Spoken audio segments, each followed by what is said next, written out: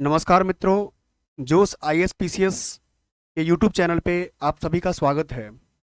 आज हम previous year analysis series में BPSC 68th प्रीलिम्स पेपर का एनालिसिस करेंगे।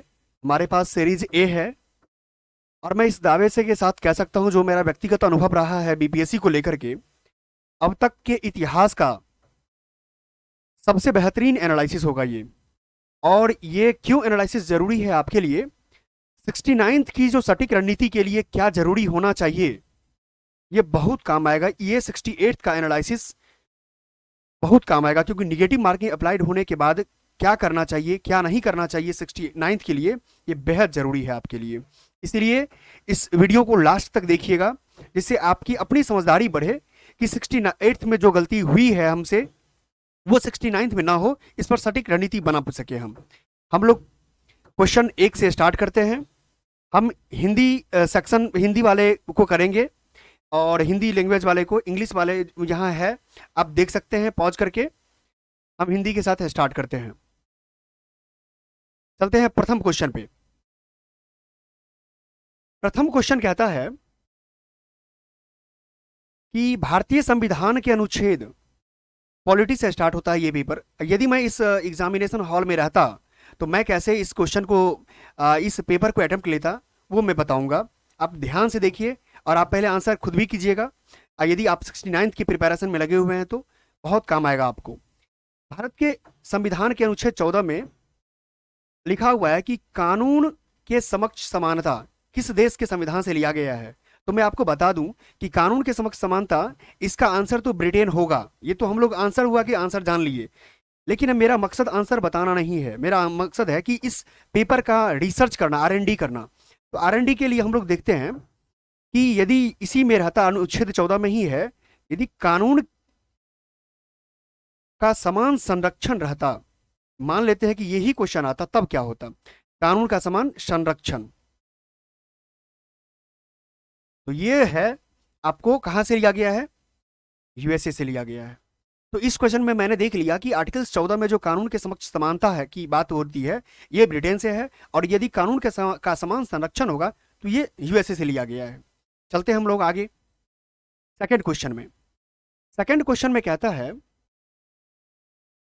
कि भारतीय संविधान बनाने में कितना समय लगा। ये फैक्चुअल नेचर का है, ठीक है, और यहाँ निगेटिव मार्किंग अप्लाइड है। ध्यान से बनाना है और देखना है कि कहाँ हम कितना गलती कर सकते हैं, कितना नहीं कर सकते। ये फैक्चुअल नेचर है, इसको याद करना पड़ेगा।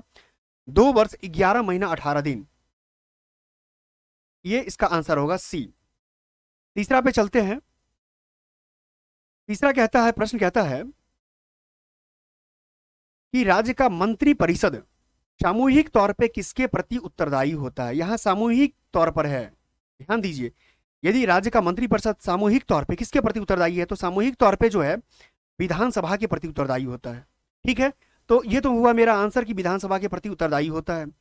लेकिन अगर ये इसी जगह यह आ जाता कि व्यक्तिगत तौर पे किसके प्रति उत्तरदायी होता है, व्यक्तिगत तौर पर, तो व्यक्तिगत तौर पे जो है ये होता है राज्यपाल के प्रति। क्यों होता है राज्यपाल के प्रति, क्योंकि ये क्या दिलाता है, शपथ दिलाता है, ठीक है। हम लोग नेक्स्ट चलते हैं फोर्थ नंबर क्वेश्चन पे। फोर्थ नंबर क्वेश्चन में कहता है कि निम्नलिखित कथनों पर विचार कीजिए। ये कूट बेस्ड क्वेश्चन है। 68 से पहले BPSC ने कूट बेस्ड क्वेश्चन बहुत कम पूछने की परंपरा रही है, बट 68 से अपने पैटर्न में बदलाव के बाद बहुत सारी परिवर्तन आएगा, जो आपको एक से एक अगले क्वेश्चन में दिखने को मिलेगा। हम लोग प्रश्न बात है, 73rd संशोधन के बाद विकेंद्रीकरण, डिसेंट्रलाइजेशन की बात की जा रही है, किया गया है किस में। तो देखिए, पहला कहता है कि निर्णय लेने की शक्तियों में, बिल्कुल जी हाँ, विकेंद्रीकरण निर्णय लेने की शक्तियों में किया गया है। पूर्ण व्यवस्था में, बिल्कुल सही है। ये न्यायिक शक्तियों का ऐसा कुछ भी नहीं बात की गई है। यदि मान लिया जाए 1 2 मेरा सही है तो 1 2 1 2, यदि 3 नहीं है तो हम लोग देखते 3 वाले को पहले काट देते हैं। ये कट गया मेरा, ये कट गया मेरा, तो एक संभावना है मेरा कि यदि दोनों कट गया है तो डी, इसमें कुछ ना कुछ तो अच्छा, ये ट्रिक्स भी कह सकता है, आप इसको ट्रिक्स समझिए कि 4 ऑप्शन दिया है, इसमें सारे सभी का सभी गलत नहीं हो सकता है। तो ट्रिक्स मेरा ये कहता है BPSC को लेकर के, इस सब 69th और UPSC का जो मेरा अनुभव है उस बेसिस में, कि यदि 3 गलत हो गया तो मेरा आंसर डायरेक्ट हम 1 2 4 के साथ जा सकते हैं। यानी अब पढ़ते हैं। 4 कहता है कि प्रशासनिक शक्तियों का, बिल्कुल सही है, प्रशासनिक शक्तियों का ही भी विकेंद्रीकरण हो गया। चलिए मेरा फाइनल आंसर 1 2 4 है। और सबसे पहली बात मैं बता दूं कि ये जो मेरा जो भी आंसर होगा ये यूपीएससी बीपीएससी के द्वारा जो फाइनल आंसर की दिया गया है उस पर आधारित है, इसीलिए कोई संदेह की बात नहीं है। चलिए हम 5 नंबर क्वेश्चन पे चलते हैं। 5 नंबर क्वेश्चन कहता है कि राज्यसभा में प्रतिनिधित्व में शामिल है। राज्यसभा में प्रतिनिधित्व कौन शामिल होता है? नागरिकों द्वारा सीधे चुने गए सदस्य कभी नहीं होता है। आप कभी राज्यसभा के सदस्यों को सीधे नहीं चुनते हैं या प्रत्यक्ष उसका इलेक्शन नहीं होता है। और प्रत्यक्ष रूप से नागरिकों द्वारा उसके प्रतिनिधियों के माध्यम से चुने गए सदस्य, जी बिल्कुल, ये क्या है सही, इसका क्या होना चाहिए? अप्रत्यक्ष रूप से तो चुना गया है, बिल्कुल सही है। अब नेक्स्ट कहता है कि भारत के राष्ट्रपति द्वारा मनोनीत सदस्य, बिल्कुल है। आप जानते हैं कि राज्यसभा में 12 सदस्य क्या होता है? मनोनीत होता है। ठीक है, तो इसलिए एक और बी और सी सही होने के कारण इसका आंसर क्या होगा? डी होगा। क्यों? क्योंकि उपर्युक्त में से एक से अधिक दिया हुआ है। तो हम लोग ने देख लिया कि ए नहीं होगा, बी सी के आधार पर मेरा आंसर डी होना चाहिए। ठीक है, अब हम लोग चलते हैं 6 नंबर क्वेश्चन पे। 6 नंबर क्वेश्चन कहता है कि निम्नलिखित में से किसका संबंध भारत के सर्वोच्च न्यायालय से है? अब देखिए सुप्रीम कोर्ट की बात हो रही है। जब सुप्रीम कोर्ट की बात हो रही है तो सुप्रीम कोर्ट में हम लोगों ने पढ़ा है कि अपीलीय अधिकार क्षेत्र है, उसके पास अपीलेट अधिकार होता है। मूल अधिकार से संबंधित भी हम लोग की रीट जारी करने की होती है, तो मूल अधिकार जो मेन जो काम होता है सुप्रीम कोर्ट का ही होता है, यदि किसी का वायलेट करता है फंडामेंटल राइट तो। नेक्स्ट, यदि इस दो में कॉलेजियम सिस्टम तो है सुप्रीम कोर्ट का, इसका बट काम क्या है कॉलेजियम सिस्टम का कि इसमें होता है क्या? नियुक्ति संबंधी होती है। क्या होती है? नियुक्ति संबंधी होती है, नियुक्ति से संबंधित। ठीक है, तो यदि इस आधार पर भी हम देखें, यदि एग्जामिनेशन हॉल में रहते कि 2 सही है, इस आधार पे भी हम डी मार सकते हैं क्योंकि 1 से अधिक है। ठीक है, अब हम लोग चलते हैं आगे 7 नंबर क्वेश्चन पे। 7 नंबर क्वेश्चन में क्या कहता है कि देखिए इसी एग्जाम में 68 में 2 क्वेश्चन हमारे सामने आमने सामने दिखता है, 4 नंबर और 7 नंबर। 67th अमेंडमेंट्स यानी पंचायती राज बहुत इंपॉर्टेंट है। इसमें कहता है कि 73rd संविधान संशोधन अधिनियम के तहत पंचायती राज संस्थाओं में चुनाव लड़ने के लिए न्यूनतम कितनी आयु होना चाहिए? ये तो बहुत इजी क्वेश्चन है, न्यूनतम कितनी आयु होनी चाहिए? तो ये तो 21 साल है, 21 वर्ष है। ठीक है, ये 21 वर्ष हो गया। चलते हैं नेक्स्ट 8th नंबर पे, ये इंग्लिश में दिया हुआ है। हम लोग 8th नंबर क्वेश्चन पे आते हैं। 8th नंबर क्वेश्चन में क्या कहता है, गौर से पढ़ने की जरूरत है कि भारत में जिला स्तर पर उपभोक्ता विवाद निवारण के संदर्भ में कौन सा कथन सही नहीं है? अब आते हैं इसमें, देखिए क्या है, राज्य सरकार यदि उचित समझे तो एक जिले में एक से अधिक जिला फोरम की स्थापना कर सकती है। बिल्कुल सही है, कर सकती है। जिला फोरम के सदस्यों में से एक महिला होगी। ठीक है, एक महिला होगी। जिला फोरम उन शिकायतों पर विचार करता है जहां वस्तुओं या सेवाओं का 50 लाख रुपए से अधिक नहीं होता। ठीक है, लेकिन यहां क्या कह रहा है, इसमें से कोई नहीं है, तीनों सही है, इसलिए इसका आंसर क्या होगा? ई होगा। यानी आपके इस ए सीरीज का पहला ई लगना शुरू हो गया है, यानी इसका आंसर क्या होगा? ई आंसर होगा, उपयुक्त में से कोई नहीं। चलते हैं नेक्स्ट क्वेश्चन पे, 9th नंबर क्वेश्चन पे।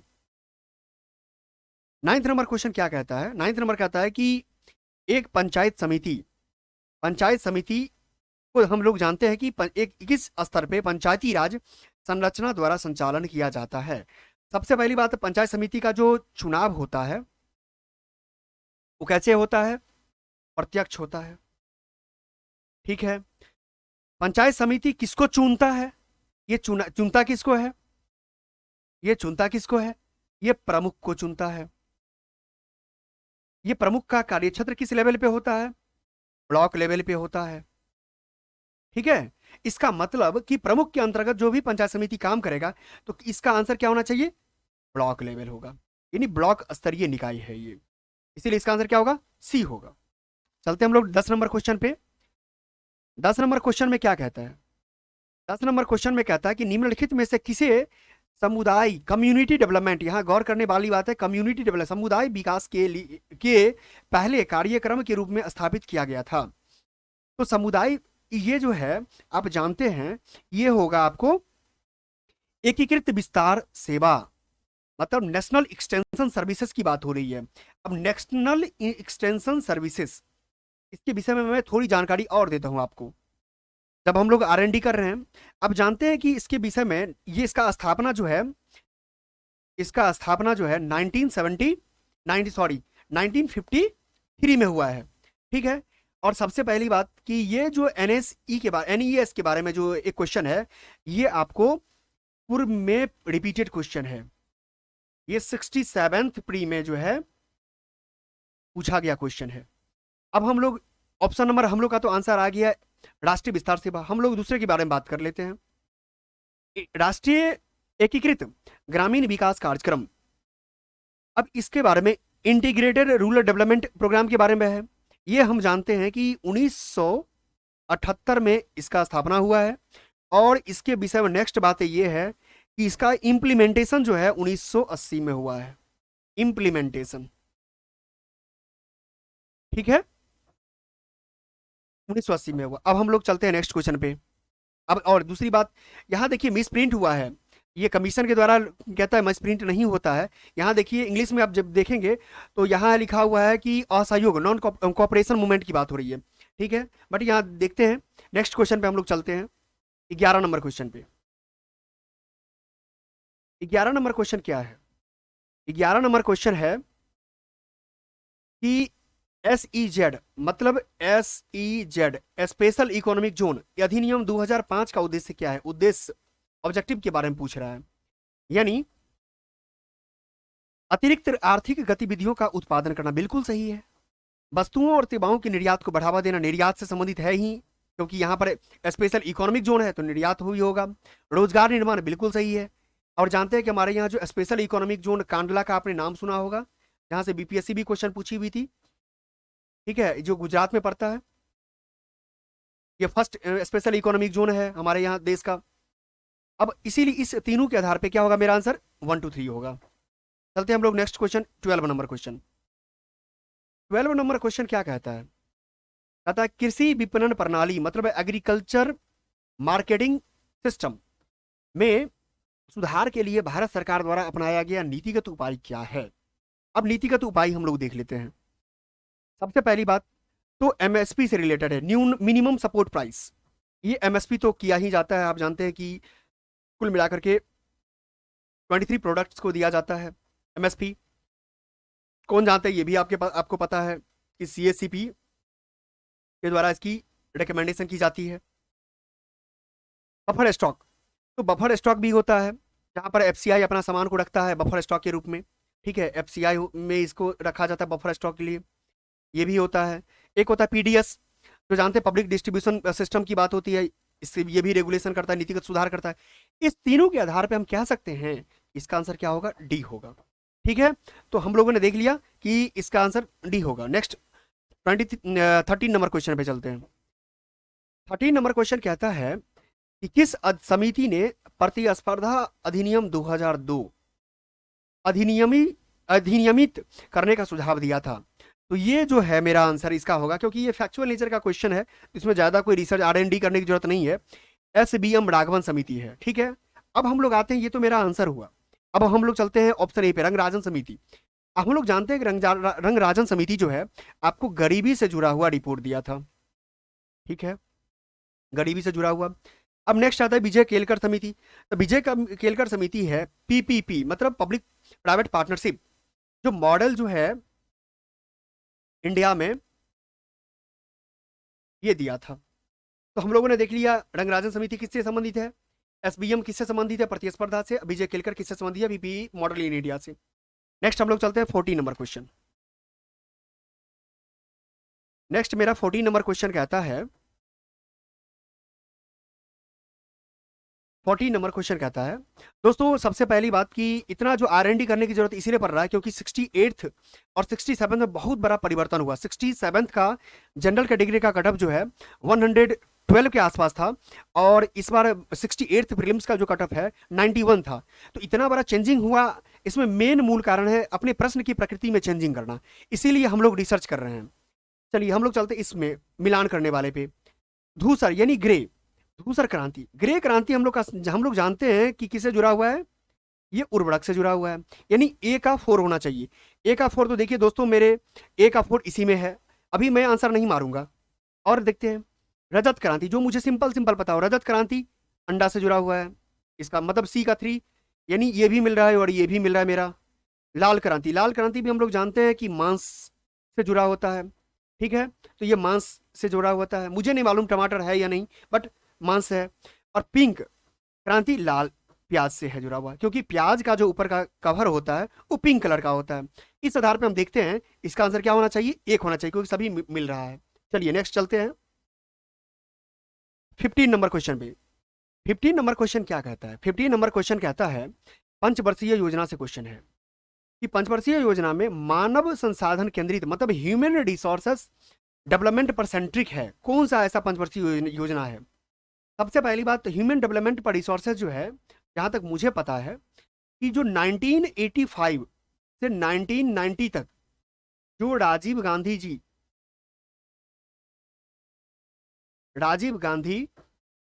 का जो पीरियड था, उसमें ह्यूमन सेंट्रिक डेवलपमेंट पर बहुत ज्यादा फोकस किया गया था, ठीक है। अगर इसको देखा जाए तो ये कौन सा 5 ईयर प्लान था, ये 7th 5 ईयर प्लान था, ठीक है, ये 7th 5 ईयर पर। इस आधार पे हम कह सकते हैं कि इसका आंसर जो है ए में दिया हुआ प्रथम, दूसरा, तीसरा, पांचवा, इस आधार पे मेरा आंसर क्या होना चाहिए, ई होना चाहिए, ठीक है। चलिए इस संबंधी जानकारी मिल गई मुझे। अब हम लोग चलते हैं नेक्स्ट नंबर क्वेश्चन पे। नेक्स्ट कहता है कि 16 नंबर में कि भारत के निम्नलिखित में से किस राज्य ने अप्रैल से, ये करंट का दोस्तों मेरे क्वेश्चन है, करंट के क्वेश्चन पर मैं बात नहीं करूंगा, क्योंकि करंट जो पढ़ेंगे आना होगा, मिलना होगा, मिल जाएगा, अब मिलता ही है। मैं स्टैटिक पर ज्यादा बात करूंगा, क्योंकि यदि आप करंट को 20 से 30 क्वेश्चन अगर छोड़ के भी चलते हैं, निगेटिव मार्किंग है, 120 क्वेश्चन पे अगर टारगेट करके चलते हैं 150 में, तो आप अगर 120 स्टैटिक जितना बेहतर करेंगे उतना रिजल्ट होने की संभावना ज्यादा रहता है। इसीलिए इसका आंसर जो कमीशन के द्वारा दिया गया था कर्नाटका है। मैं सिर्फ इस पर आंसर बता दूंगा आपको। नेक्स्ट हम लोग चलते हैं 17 नंबर क्वेश्चन पे। 17 नंबर क्वेश्चन, 17 नंबर क्वेश्चन में यह है कि किस बजट में वित्त मंत्री ने उदारीकृत विनिमय दर प्रबंधन प्रणाली, उदारीकृत विनिमय, अब हम लोग जानते हैं कि हमारे देश में एलपीजी का कॉन्सेप्ट कब आया था, 1991 में आया था। अब इस आधार पे अगर एग्जामिनेशन हॉल में यदि मैं रहता तो सोचता कि हो सकता है कि यूनियन बजट 1991-92 में आया हो, या यूनियन बजट 1992-93 में आया हो, मन में आज ये विचार था। बट एलपीजी का कॉन्सेप्ट आप सोच के देखिए थोड़ा सा, कि क्या एलपीजी कॉन्सेप्ट आने के बाद उसी ईयर ये बजट जो है क्या इंट्रोड्यूस कर दिया होगा उदारीकरण विनिमय दर प्रणाली, नहीं, इसीलिए नेक्स्ट ईयर में इन चीजों को इंट्रोड्यूस किया गया था। इस आधार पे बी होगा आंसर। नेक्स्ट हम लोग चलते हैं।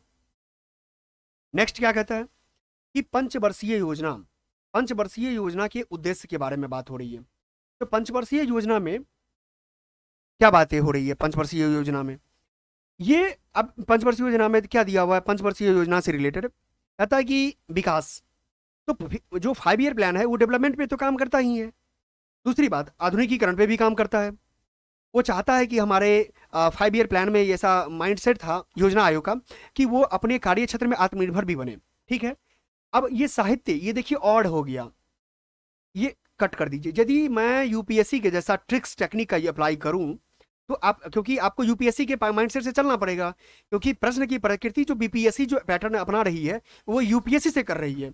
यदि मैं ट्रिक्स अप्लाई करूं, एलिमिनेशन टेक्निक, एलिमिनेशन टेक्निक, ठीक है, तो एलिमिनेशन टेक्निक कहती है कि 4 हटा दो भाई साहब, इसको हटा दो, इसको हटा दो, इसको हटा दो। अब बताइए इसमें कौन सा ऑप्शन है, कोई नहीं ऑप्शन है, इसीलिए ई मारना चाहिए। अब देखिए मेरा आंसर क्या हो गया, सही हो गया, ठीक है, आयोग ने भी इसी आंसर लिया था, इसीलिए ट्रिक्स टेक्निक अप्लाई करना पड़ेगा अब बीपीएससी में भी। इसीलिए वीडियो को जरूर देखिए, और जो भी मैं वीडियो को डाल रहा हूँ पूरे रिसर्च R&D करके डाल रहा हूँ, जो मेरा व्यक्तिगत अनुभव 20 सालों का जो अनुभव रहा है PYQ पे, उस आधार पे। नेक्स्ट क्वेश्चन आता है 19 नंबर क्वेश्चन, गरीबी रेखा को निर्धारित करने के लिए कौन सा संगठन, ये रिपीट क्वेश्चन मैं कहूंगा इसको, क्योंकि बीपीएससी कई बार पूछ चुकी है इसको एनएसएसओ के द्वारा। ये अब कॉमन अगर मैं बताऊं, अगर एग्जामिनेशन हॉल पे अगर मैं रहता तो नीति आयोग का ऐसा कोई काम नहीं है, आरबीआई का कोई काम नहीं है, तो कौन काम बच जाता है? तीन है, एक ना तो एक सही होना चाहिए एनएसएसओ का। चलिए ठीक है, आंसर इसका क्या होगा? ए होगा। अब हम लोग देखते हैं इसका। ये दोस्तों करंट, ये क्वेश्चन भी क्या हो गया? करंट हो गया। ठीक है, करंट पर मैं ज्यादा बात नहीं करूंगा क्योंकि करंट हम लोग करने के 69th मेरा करंट में काम नहीं आएगा। हम लोग ये देख रहे हैं कि स्टैटिक पर्सन मेरा 69th में कितना सही अधिक से अधिक हो, इसीलिए ये करंट हो गया। बट आंसर बताने के लिए मैं बता दूं आपको, इसका आंसर सी होगा। चलिए हम लोग आगे चलते हैं 21 नंबर क्वेश्चन पे। 21 नंबर क्वेश्चन में मेरा कहता है, 21 नंबर क्वेश्चन कहता है कि वर्ष 20 से 22, 2020 से 2022 के सबसे कम महिला कार्यबल भागीदारी, जो फीमेल वर्कफोर्स पार्टिसिपेशन रेट की बात हो रही है, और कितने प्रतिशत पर दर्ज किया गया है। तो एक देखा जाए तो ये भी करंट से क्वेश्चन है, तो करंट का क्वेश्चन का आंसर मैं डायरेक्ट बता देता हूँ, ए इसका आंसर होगा। बट आप याद रखिएगा इस टाइप से क्वेश्चन आता है तो फैक्चुअल नेचर में रहता है, तो फैक्चुअल नेचर के ही अकॉर्डिंग प्रिपरेशन अपने को देना है। नेक्स्ट क्वेश्चन आता है मेरा 22 नंबर क्वेश्चन। 22 नंबर को भी मैं राउंड कर रहा हूँ। क्यों राउंड कर रहा हूँ आप पूछेंगे, क्यों सर राउंड कर रहे हैं? तो इसीलिए अधिकतर दर उद्योग, अधिकतर कर उद्योग, ये आयोग के द्वारा डिलीट कर दिया गया। ठीक है, डिलेटेड बाय बीपीएससी, अपने फाइनल आंसर की में डिलीट कर दिया, इसीलिए इस पर मैं कोई बात नहीं करूंगा अभी। नेक्स्ट आता है हम लोग 23 नंबर क्वेश्चन पे। 23 नंबर क्वेश्चन क्या कहता है? 23 नंबर क्वेश्चन ये कहता है कि केंद्रीय स्वास्थ्य परिवार कल्याण मंत्रालय द्वारा 24 नवंबर 2021 को प्रकाशित राष्ट्रीय परिवार सर्वेक्षण 5, मतलब नेशनल फैमिली हेल्थ सर्वे 5 के अनुसार बिहार में के लिंग अनुपात में काफी अच्छा सुधार हुआ। 2015-16 में डॉट डॉट डॉट से बढ़कर 2020-22 में इतना हो गया। दोस्तों मैं इस क्वेश्चन में एक बात कहता हूं कि 67th क्वेश्चन में ये पूछा गया था, 67th क्वेश्चन में ये पूछा गया था, प्री में क्वेश्चन पूछा गया था। अब यदि आपको ये प्री वाई क्यू का कितना महत्व है ये मैं बता रहा हूं, अगर आप ये 67th को बहुत अच्छे से करके गए होंगे तो वहां पर पूछा गया था सेम चीज कि क्या कहते हैं, हेल्थ जो है नेशनल फैमिली हेल्थ सर्वे, ये 5 के अनुसार कितना हो गया है, तो इसका 1090 था। अगर मुझे नहीं भी पता 2015 से 16 के बीच कितना था, तो मैं इस आंसर पे जा सकता हूं, इसका आंसर ये प्रोबेबिलिटी है। और फाइनल आंसर देखिए यही आंसर है। ठीक है, तो इसका मतलब 1062 1516 में था। चलते हैं नेक्स्ट क्वेश्चन। हम लोग यहाँ सिर्फ आंसर नहीं जानने की कोशिश करेंगे, ट्रिक्स टेक्निक भी देखेंगे कि आखिर कैसे हम लोग को एग्जामिनेशन हॉल में डील करना चाहिए क्वेश्चन के साथ, अपने प्रेशर को काम करते हुए। नेक्स्ट आता है क्वेश्चन, ये भी करंट से क्वेश्चन है। अब देखिए यहाँ पे 24 नंबर क्वेश्चन पे मैं पढ़ता हूँ कि आर्थिक सर्वेक्षण 21-22 के अनुसार जो बिहार का जीएसडीपी था, वृद्धि दर कितना रहा है? तो वृद्धि दर आप पढ़े होंगे, ये बहुत इजी क्वेश्चन हर जगह था कि 2.5% है। अब यहाँ 2024 नंबर को, ये 24 नंबर क्वेश्चन है, और 25 नंबर क्वेश्चन में देखते हैं। 25 नंबर क्वेश्चन में है कि बिहार की अर्थव्यवस्था के मामले में सही है। दोस्तों देखिए एक सबसे बड़ा इसमें आपको दिखेगा, 24 नंबर में हम लोगों ने देखा जीएसडीपी कितना था, 2.5 था। अब देखिए यहाँ क्वेश्चन में क्या है कि भारत में सबसे कम विकास दर में से एक है जो 2.5%। बिल्कुल 24 में ही जो बनाने वाले एग्जामिनेशन सेटर थे इसको क्वेश्चन को, इस 24 में जो फैक्ट दिया उसी का क्या किया, 25 में इसका ऑप्शन ये दे दिया। इसका मतलब ये सही है, वहां सही है, इसका मतलब ये भी सही है। नेक्स्ट कहता है बिहार में अधिकतर प्राथमिक वस्तुओं का उत्पादन होता है। बिल्कुल सही है, क्योंकि बिहार क्या है, अभी भी टर्सरी सेक्टर में, टर्सरी सेक्टर हो या सेकेंडरी सेक्टर हो या प्राइमरी सेक्टर, प्राइमरी सेक्टर तो सबसे ज्यादा और है ही, इसमें प्राथमिक उत्पादक की बात हो रही है, इसीलिए सही है। अर्थव्यवस्था का व्यावसायिक ढांचा ऊपर स्थिर है, हो सकता है स्थिर है। चलिए अगर मैं 2 से ही देखता हूं फिर भी मेरा आंसर क्या जा रहा है, डी जा रहा है। चलते हम लोग आगे 26 नंबर क्वेश्चन।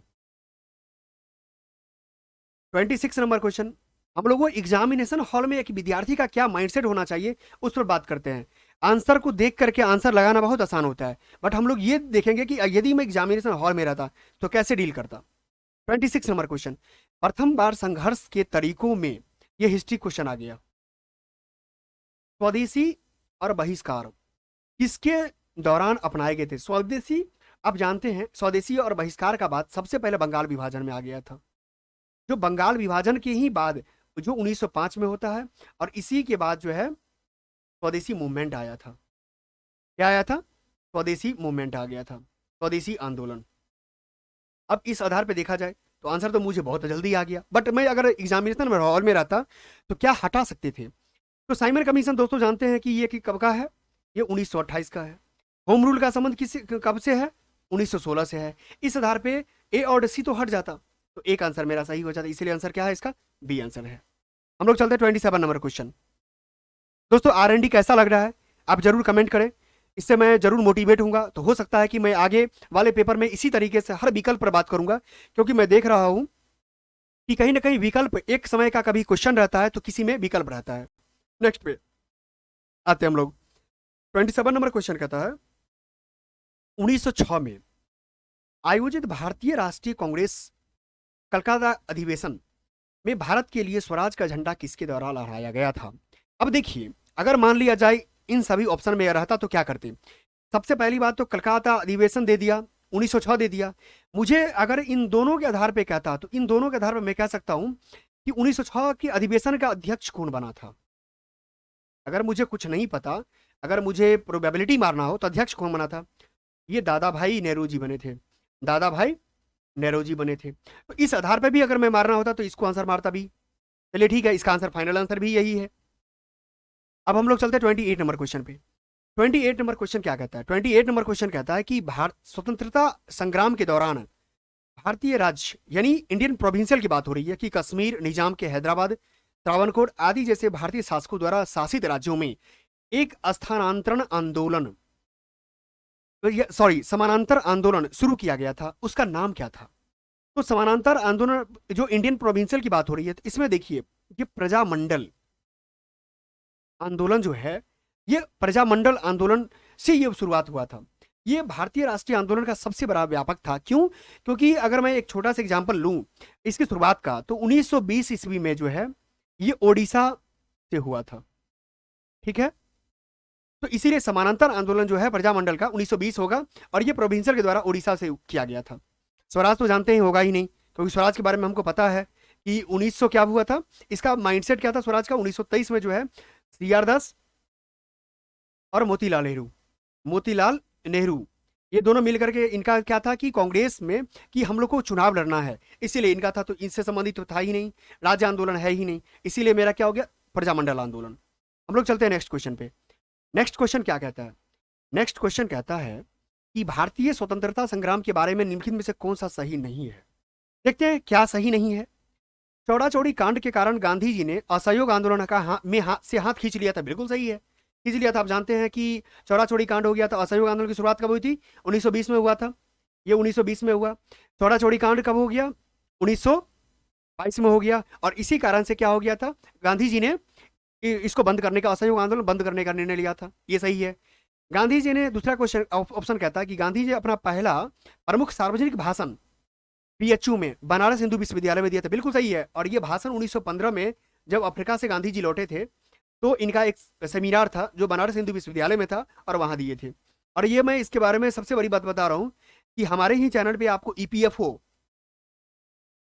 UPSC के द्वारा एक एग्जाम होती है EPFO का, इसी में ये क्वेश्चन पूछा गया है क्वेश्चन के रूप में। तो अब देखिए रिपीट कितना हो रहा है। अगर आप PYQ करके जाते हैं तो कितना, अगर आप देखना चाहते हैं UPSC EPFO का क्वेश्चन तो आप वहां एक लाइव प्रूफ देख सकते हैं। ठीक है। अब नेक्स्ट कहता है कि वर्ष 1921 में महात्मा गांधी को गिरफ्तार कर लिया गया। ठीक है, तो अब हम लोग देखते हैं कि क्या वर्ष 1900 ये गिरफ्तार नहीं किया गया था, क्योंकि ये आंदोलन जब खींच लिया गया तब इनके ऊपर आरोप लगा था। उसके बाद ये इनका जो है ये गलती है यहाँ पे, उसके बाद इनको गिरफ्तार किया गया था। ठीक है, तो हम लोग देख लिए कि गलत कौन है इसमें, और मैं आंसर भी बता दिया कि गिरफ्तार कब किया गया? 1922 के बाद किया गया था गिरफ्तार। चलते हैं हम नेक्स्ट 30 नंबर क्वेश्चन पे। 30 नंबर क्वेश्चन क्या कहता है मेरा? 30 नंबर क्वेश्चन कहता है कि अबुल कलाम आजाद द्वारा किस पत्रिका को संपादित किया गया? तो अब हम लोग अबुल कलाम आजाद के बारे में जानते हैं कि अल हिलाल प्लस अल बिलाल, इसके बारे में और जानकारी, आंसर तो हम लोग का आ गया अल हिलाल है, बट इसके बारे में और Al Bilal, India wins freedom, India wins freedom, freedom, ये तीनों जो है सो अबुल कलाम आजाद से है। चलिए ये तो हो गया। अब हम लोग देख लेते हैं ये है अलग अलग इसका। ये द कामरेड है, ये कामरेड हो गया मोहम्मद अली से है, मोहम्मद अली का है। ठीक है। अब जमींदार, ये जमींदार के बारे में एग्जामिनेशन हॉल में बनाना हम जानते हैं टफ होता है, बट आपको एनालिसिस कर रहे हैं, रिसर्च कर रहे हैं एक एक ऑप्शन पे, क्या पता 69th में यही ऑप्शन आपको मिल जाए, इसीलिए ये करना बहुत जरूरी है। ये जमींदार जो है ये मौलाना जफर अली खान से जुड़ा हुआ पत्रिका था। ठीक है, हम लोगों ने देख लिया, तीनों का देख लिया। अब 31 नंबर क्वेश्चन पे आते हैं। 31 नंबर क्वेश्चन क्या कहता है? 31 नंबर क्वेश्चन कहता है कि 19वीं शताब्दी के अंत में इतिहास के अध्ययन की, हम इसको मिटा देते हैं कि आप लोगों को प्रॉब्लम ना हो देखने में, ये लोग तो देख लिया आंसर क्या था। भारत, ये भारत में राष्ट्रीयता की भावना पैदा करने में किस प्रकार मदद की। अब हम लोग देखते हैं पहले क्या है इसको। इतिहास में राष्ट्रीयता की बात आ रही है, इतिहास की पुनर्व्याख्या करके और अंग्रेजों द्वारा भारतीयों को पिछड़ा, आदिम और खुद पर शासन करने में असमर्थ के रूप में विचित्रित करने का खंडन करके। बिल्कुल सही है। यदि आपके अंदर मुझे राष्ट्रीयता भावना जागृत करना होगा तो मुझे अपने आप को या आपको सर्वश्रेष्ठ बताना होगा, खंडन करके। दूसरा ऑप्शन कहता है कि भारत के गौरवशाली अतीत के बारे में लिखकर और लोगों से उनकी उपलब्धियों पर गर्व करने करने का आग्रह करके। बिल्कुल सही है। ब्रिटिश शासन के तहत दयनीय स्थितियों को बदलने के संघर्ष करने के लिए लोगों को से आग्रह करके। बिल्कुल सही है। इस आधार पे तीनों सही है, इस आधार पे मेरा आंसर क्या होगा? डी होगा, बिल्कुल। अब हम लोग चलते हैं आगे, आगे चलते हैं, आगे मेरा 31 पे चलते हैं। 32 क्या क्या क्या कहता है? 32 कहता है मेरा कि नगरों में असहयोग आंदोलन के संबंध में निम्नलिखित में से कौन सा कथन सही नहीं है। अब देखिए कौन सा कथन सही नहीं है।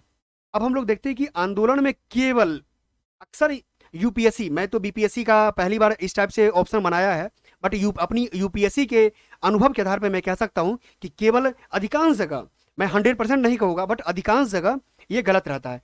तो ये गलत रहा हुआ, उच्च जातियों और अमीरों ने भाग लिया, गलत है। मद्रास की जस्टिस पार्टी द्वारा भी काउंसिल के चुनावों का बहिष्कार किया गया, ये भी गलत है। हजारों छात्रों ने सरकारी नियंत्रण, अ, ये गलत है।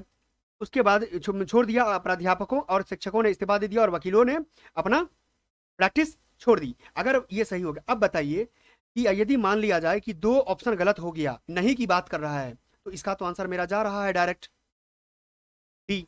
ठीक है, इसलिए उपर्युक्त में से एक से अधिक आंसर होगा। चलिए हम लोग आगे चलते हैं।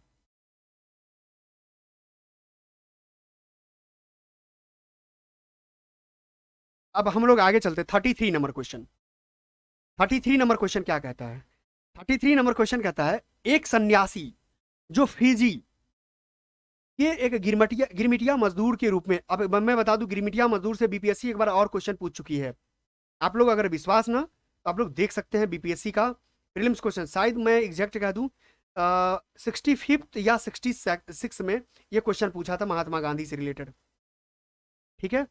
अब कहता है कि काम करने के लिए जिले में अपनी पीठ पर तुलसीदास रामायण की एक प्रति लेकर आया था, जिससे वह ग्रामीण श्रोताओं को छंद सुनाता था। वह किसान नेता का जिक्र करता था? ये बाबा रामचंद्र जी हैं। ठीक है। चलिए, और ये यदुनंदन शर्मा के बारे में बता दूं कि बीपीएससी का सबसे फेवरेट क्वेश्चन रहा है। ये यदुनंदन शर्मा किसान के प्रणेता रहे हैं गया से। ठीक है। चलिए अब हम लोग आगे चलते हैं 34 नंबर क्वेश्चन। 34 नंबर क्वेश्चन में क्या कहता है? ऑल इंडिया हरिजन संघ, ये बीपीएससी पूछ चुकी है पहले भी, ये प्री का क्वेश्चन रिपीट हुआ है। ये महात्मा गांधी का है। नेक्स्ट चलते हैं 35 नंबर क्वेश्चन। 35 नंबर क्वेश्चन क्या कहता है? 35 नंबर कहता है कि 20 फरवरी 1947 को प्रधानमंत्री एटली ने भारत से ब्रिटिश शासन कब तक वापस लेने का घोषणा किया था। देखिए दोस्तों, इसका आंसर तो मैं बता देता हूं कि जून 1948 तक घोषणा किया था कि वापस ले लेंगे, बट इसके बारे में कुछ और जानकारी हम लोग कलेक्ट करते हैं। ब्रिटिश संसद के द्वारा जो है, ब्रिटिश संसद ब्रिटिश संसद के द्वारा एक एक्ट पारित किया गया था, भारतीय स्वतंत्रता अधिनियम। स्वतंत्रता अधिनियम एक्ट लाया गया था, जिसमें ये एक्ट लाया गया था और जिसके तहत जो है भारत और पाकिस्तान का बंटवारा हुआ, इंडिया और पाक। और इसमें सबसे बड़ी बात क्या हुई थी कि ये क्वेश्चन पूछा जाता है कि एक बार पूछा भी है कि ये कब पारित किया गया था, पारित कब किया गया था। ठीक है, ये पारित का मैं डेट बता देता हूं, 18 जुलाई कब है, 1947 को। ठीक है, चलिए हम नेक्स्ट चलते हैं हम लोग। स्वराज दल, 36 नंबर क्वेश्चन। स्वराज दल, स्वराज दल के बारे में अभी जस्ट मैंने हम लोग कुछ देर पहले जिक्र किया है। स्वराज पार्टी 1923, सी आर दास और मोतीलाल नेहरू जानते ही हैं। कहते कि स्थापना किसने किया था, लेकिन ये तो हुआ सेंट्रल का, साहब ये तो सेंट्रल है sir, C R Das, Motilal Nehru. But ये बिहार में कौन किए थे, बिहार में श्री कृष्ण सिंह किए थे। ये रिपीट क्वेश्चन है, मैं कह सकता हूँ रिपीट क्वेश्चन है, ये श्री कृष्ण सिंह है। चलते हम लोग 37 नंबर क्वेश्चन।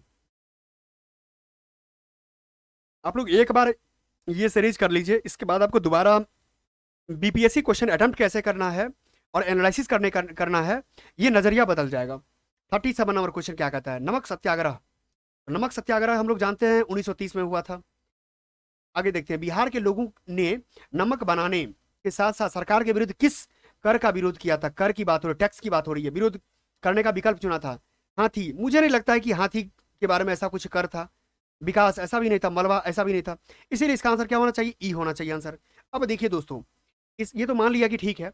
अब इससे संबंधित 1930 में ही बिहार में एक हुआ था नंगी हड़ताल, सॉरी नंगी हड़ताल हुआ था, नंगी हड़ताल हुआ था। ये नंगी हड़ताल जो है छपरा जेल के कैदी के द्वारा हुआ था, कैदियों के द्वारा हुआ था। क्यों हुआ था, क्योंकि स्वदेशी वस्त्र पहनने को लेकर के हुआ था। ठीक है, चलते हैं आगे हम लोग। 38 नंबर क्वेश्चन क्या कहता है कि श्री कृष्ण सिंह द्वारा गठित बिहार की निर्वाचित सरकार फरवरी 1938 में किस कारण से इस्तीफा दे दिया गया था। मैं कह सकता हूं इसको भी दावे के साथ कि यह रिपीट क्वेश्चन है बीपीएससी। यदि इसीलिए कितना महत्वपूर्ण है पीवाईक्यू करना, प्रीवियस ईयर पेपर को एनालिसिस करना, ये आपको अभी समझ में आ जाए कितना जगह मैं रिपीट बोल रहा हूं। यह भी पूछा गया क्वेश्चन है कि राजनीतिक बंदियों को, राजनीतिक कैदियों को छोड़ने के कारण। ठीक है, इसका आंसर ये हो गया। नेक्स्ट क्वेश्चन कहता है 39 नंबर क्वेश्चन में पढ़िए। 39 नंबर क्वेश्चन कहता है कि किसने चंपारण सत्याग्रह के दौरान गांधी जी, बिहार में गांधी जी की जान बचाई थी। तो देखिए, ये सच पूछा जाए तो ये क्वेश्चन करने योग्य नहीं था सामान्य स्तर पे, क्योंकि कई किताबों में नहीं है, कई क्या मैं कहता हूँ मैक्सिमम बुक उसमें नहीं दिया हुआ है।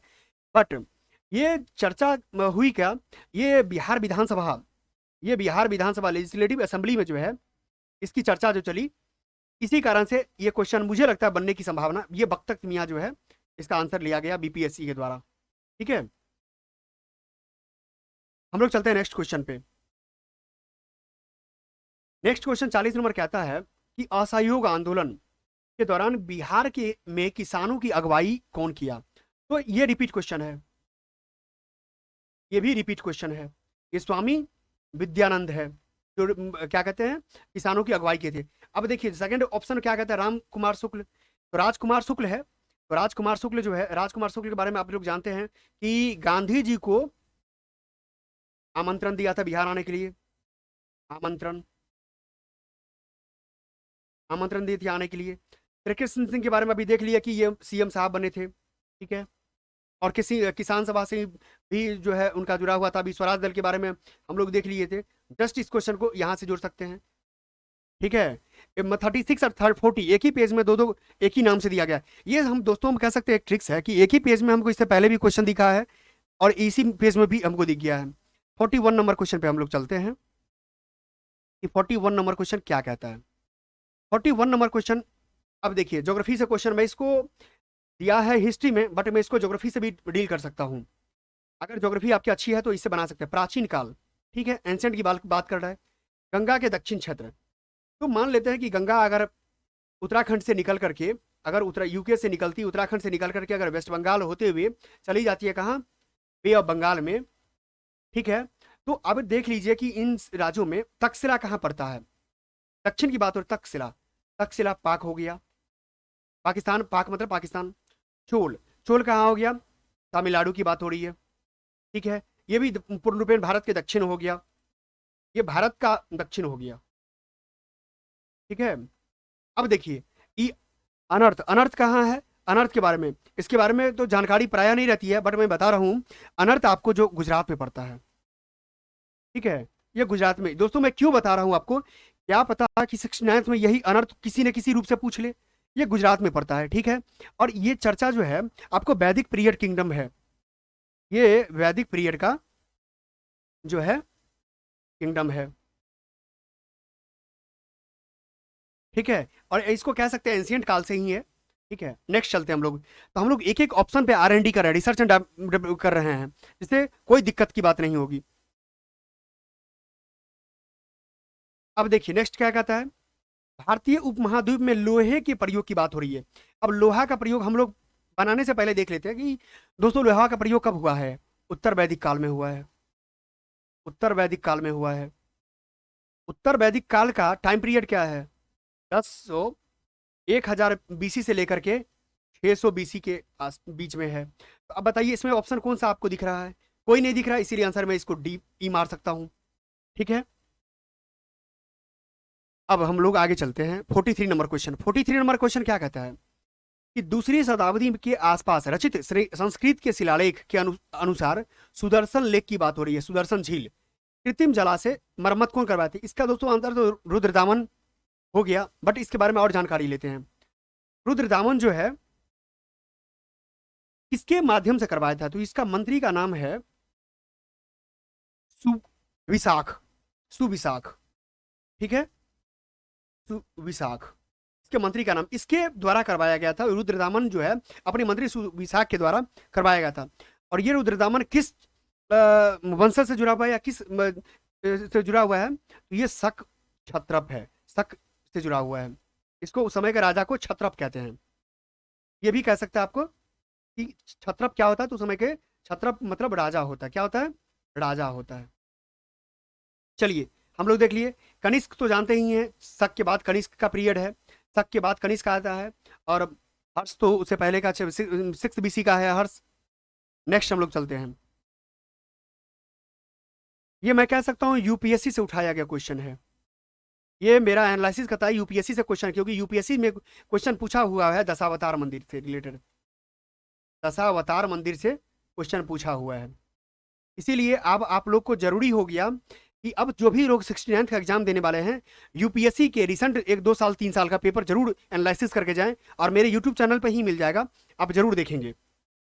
झांसी के पास देवगढ़ के मंदिर, इलाहाबाद के पास गढ़वा मंदिर के में बनी मूर्तियां किस काल में के महत्वपूर्ण अवशेष हैं। अब दोस्तों देखिए, अगर बनाता, अगर एग्जामिनेशन हॉल में रहता तो कैसे बनाता। मौर्य काल भाई साहब, ये जो है बौद्ध जैन से जुड़ा हुआ है, बौद्ध प्लस जैन से जुड़ा हुआ है, ठीक है। राष्ट्रकूटा दक्षिण से जुड़ा हुआ है, दक्षिण मतलब भारत के दक्षिण की मैं बात कर रहा हूँ, दक्षिणी राज्य की बात कर रहा हूँ। ये तो हट गया, ये झांसी मतलब उत्तर प्रदेश की बात हो रही है, यूपी की बात कर रहा है। बच कौन गया, ये दोनों कट गया मेरा, गुप्त काल। और गुप्त काल में जानते हैं दशावतार मंदिर जो है, तो कभी भी ये जो है शैव वैष्णव परंपरा से जुड़ा हुआ है, क्योंकि वैष्णव परंपरा से जुड़ा हुआ है, इस आधार पर भी इसका आंसर क्या हो जाएगा, गुप्त आंसर हो जाएगा।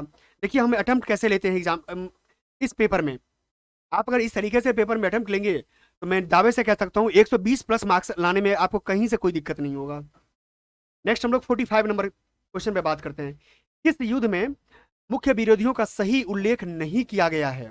देखिए अब हम लोग एक एक पर बात करते हैं। पानीपत का प्रथम युद्ध, ये जानते हैं 1526 में हुआ है, बाबर और इब्राहिम लोदी के बीच, बिल्कुल सही है ये ऑप्शन।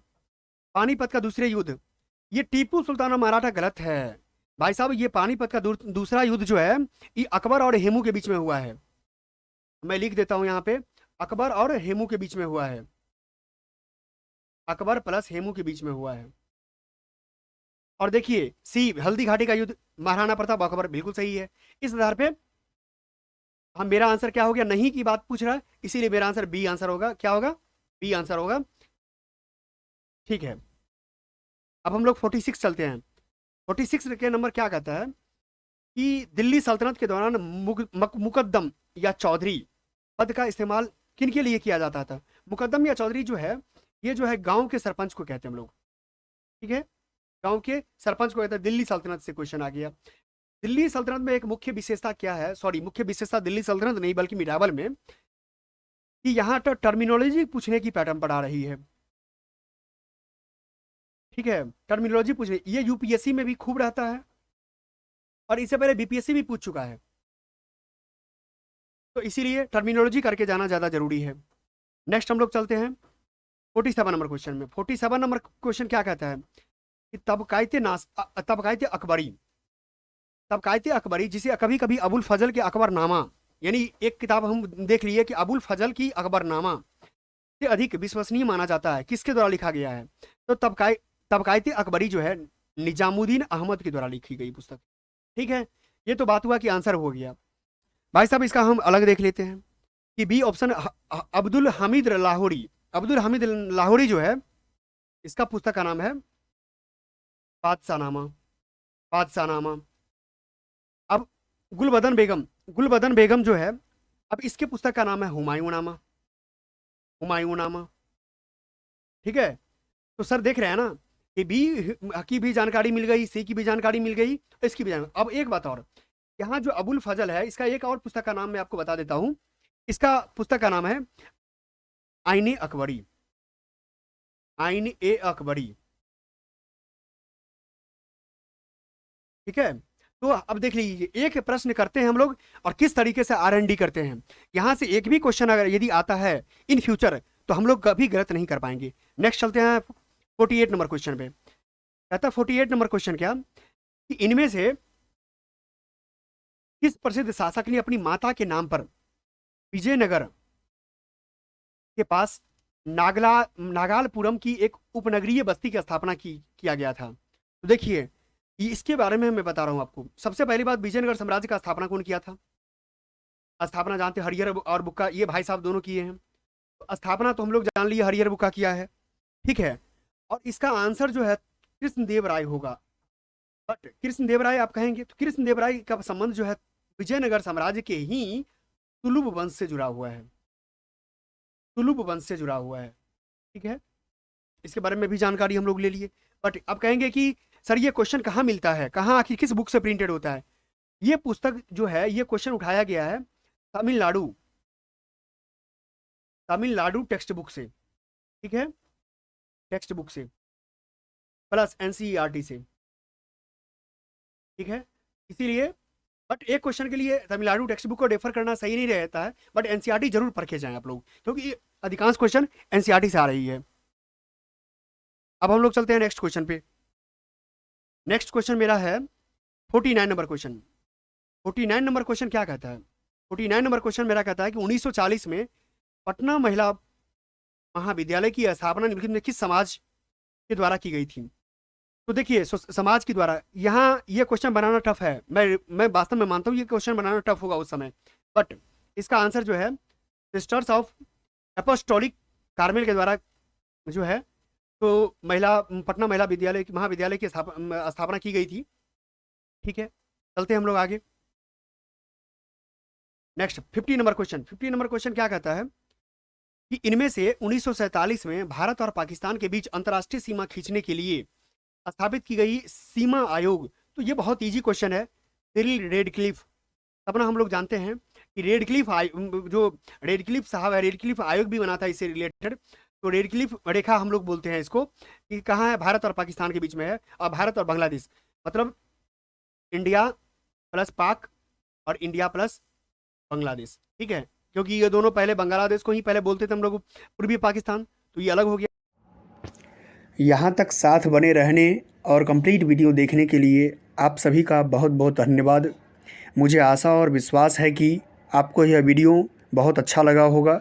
साथ ही अगले सेशन में कौन से टॉपिक पर वीडियो चाहते हैं उससे अपना कमेंट ज़रूर दें, जिससे कि हम आप सभी के लिए तैयारी में सहायक बन सकें। जय हिंद।